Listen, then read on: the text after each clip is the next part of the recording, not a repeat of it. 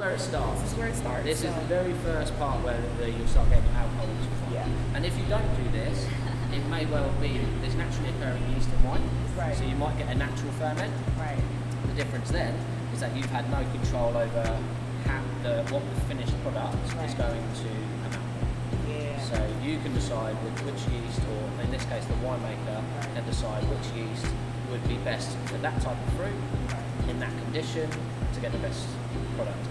Kind of the most fun part of being a winemaker is tasting, doing trials, doing blends. That's where we really get the creative expression and why they consider winemakers like artists, because we do get this creative side of like, oh, this wine is good, but how can we make it better? Like whether it's we do oak additives or maybe some sugar, some tannin. These are all like natural products that we're adding to the wine, but it's something that we can, kind of manipulate, do our own style.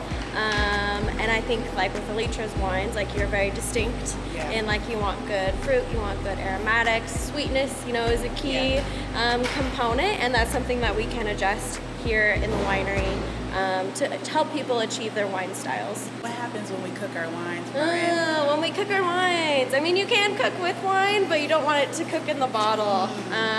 Your corks can pop up, and that's just kind of physics.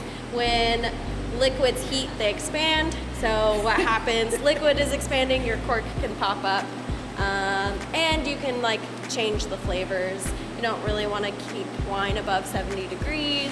You want to keep it cool because it's pretty cool in here right now. So that's kind of where you want to maintain wine. Trial and error.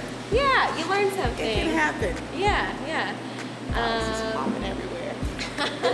At least it wasn't fermenting as Yes, well. exactly. I'm gonna tell you a little story. People, when I first came out, people were telling me that my wines were popping open left and right, and I'm like, what are y'all talking about? What's going on? So what happened is the yeast, it was like too much yeast, and that's that bad bacteria versus that good bacteria that you need in wine. And mine was just popping, and I was like, oh my God, take all of the wines out of people's hands. What was the challenges you faced in making the color scheme and making your brand come to life to people? Well, I'm very maybe perfectionist, or I'm like, oh, those colors don't look right, or what do I even want the title of my wine to be?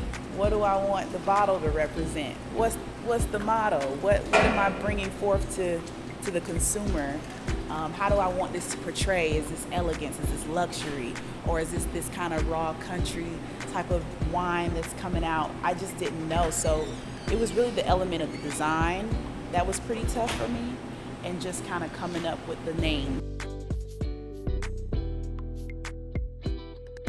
So that process is pushing along, but we have some other good things coming that I'm pretty excited about.